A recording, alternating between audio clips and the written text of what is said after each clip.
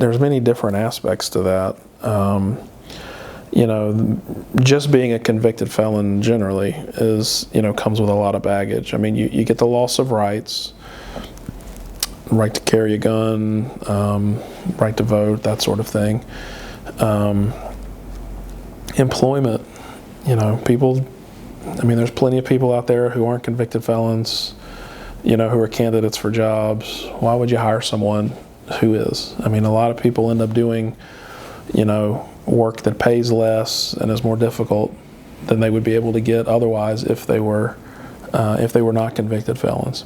And even misdemeanors can be that way. I mean, if you're what they refer to as a crime of moral turpitude, so any sort of theft crime, you know, even if it's not a felony, if you're convicted of you know, theft of, you know, less than $1,500, I mean, it's still theft.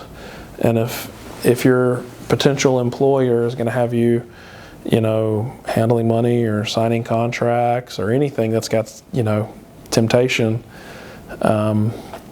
that crime is likely, that conviction is likely to be the difference between you getting that job and you not getting that job.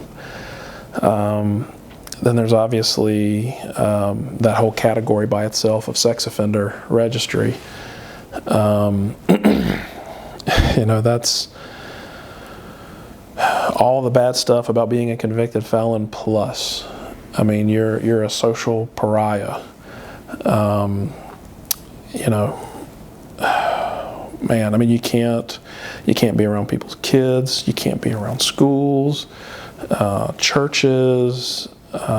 You're publicly, you know, usually for the rest of your life, you're out there. You're on the internet. You're some places. I've been to courthouses and sheriff's offices where they actually post on their walls, here's the sex offenders living in this community, and it'll have their picture, what they're charged with, when they were convicted. I mean, that's a huge burden. So yeah, anything you could do to avoid that, you know, it's really in many ways, you know, the ramifications of a conviction over time can be more severe than the actual any sort of prison sentence that the person may get.